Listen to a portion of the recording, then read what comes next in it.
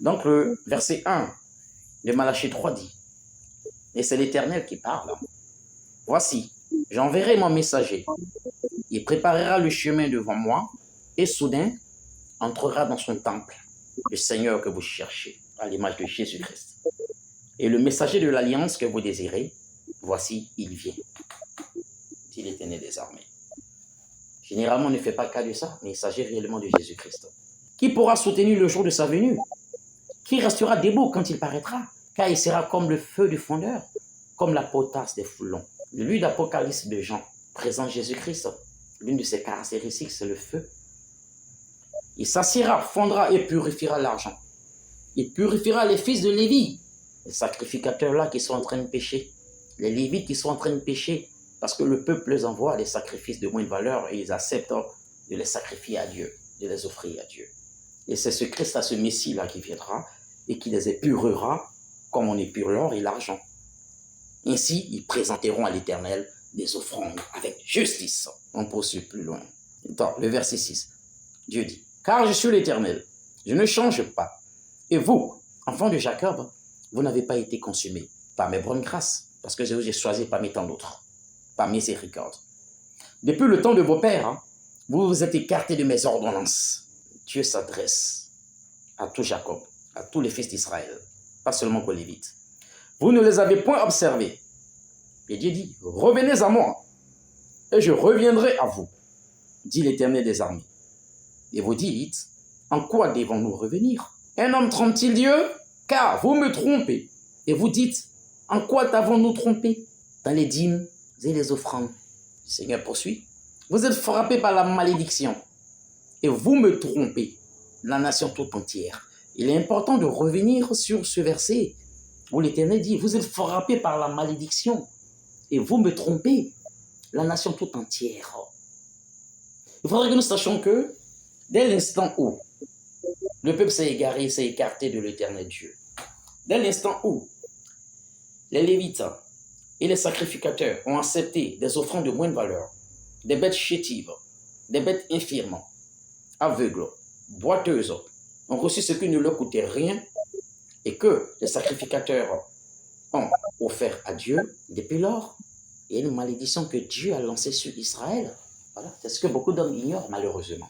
Dieu qui avait béni Israël, qui avait fait qu'Israël était prospère, qui avait tout ce cheptel-là, tous ces bétails-là, toute cette abondance de récoltes-là, ces semences et autres-là, et j'en passe. C'est le même Dieu qui a maudit Israël parce qu'Israël s'est écarté de lui. Parce qu'Israël s'est payé sa tête. Israël, à un moment donné, s'est foutu de lui. C'est eux qui connaissent les bonnes choses. Dieu, lui, ne connaît pas les bonnes choses. C'est ce qui est chétif, qui n'a pas une valeur. C'est qu'on ne pourra même pas donner à un gouverneur, ni même à ton enfant que tu donnes à Dieu. Dès lors, il y a une malédiction divine qui s'est abattue sur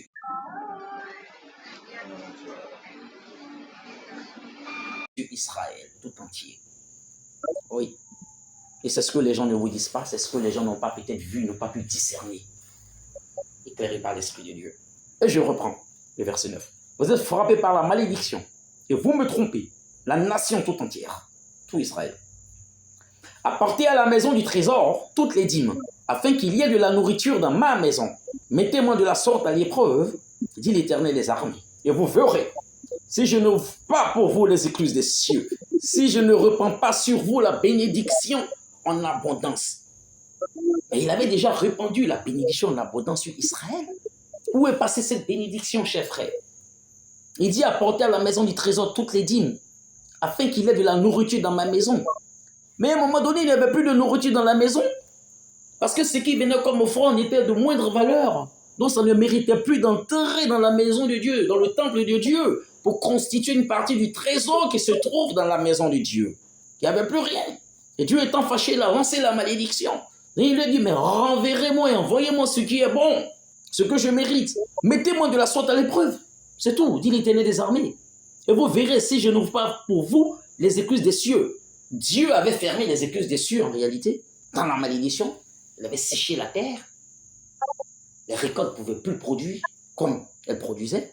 Les écluses des cieux étaient fermées, il ne pleuvait pas. Il faut qu'on nous explique la vérité. Quand on nous dit écluses des cieux, est-ce que les gens sont allés dans le dictionnaire pour ouvrir, pour savoir ce que c'est que les écluses des cieux? Actuellement, les écluses des cieux sont ouvertes. Il pleut en abondance à Nzeko-Fikro. Mais Dieu avait fermé les écluses, il ne pleuvait plus. Mais s'il ne pleut pas, est-ce que vos semences là, votre production là, est-ce que ça peut abonder? Ça ne peut pas surabonder. C'est la famine qui vient. Et c'est la malédiction qui a fait que Dieu a fermé. Et il continue. Il dit, je ne me répands pas sur vous la bénédiction en abondance. Il va ramener la bénédiction qui était sur vous.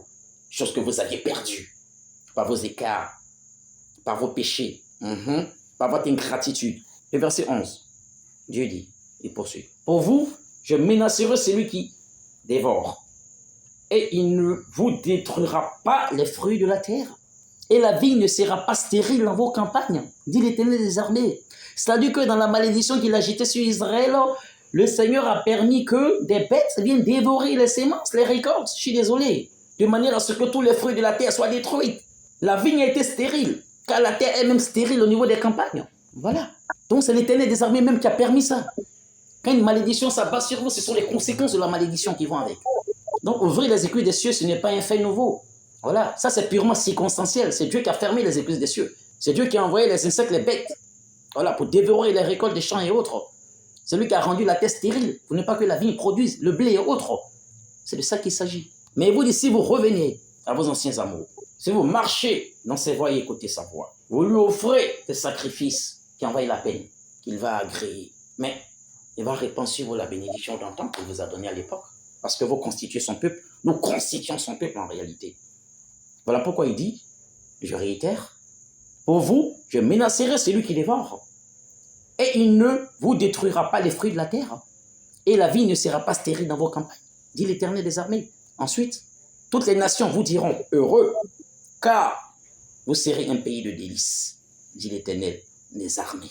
Alléluia.